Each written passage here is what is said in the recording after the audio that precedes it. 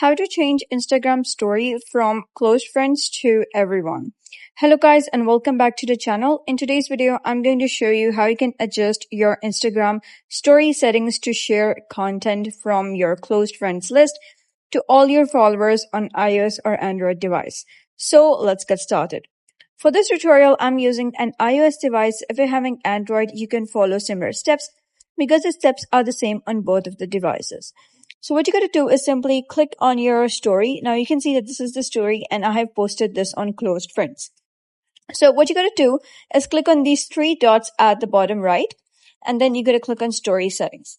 When you head over to your story settings, you'll notice that there's not really any option to change your close friend story to everyone. Rather, what you can do is simply click on close friends and add all of the people in your close friends list. Or the best way is to simply delete your story and then post it in your followers or everyone. So that is basically how you can change your Instagram story from close friends to everyone.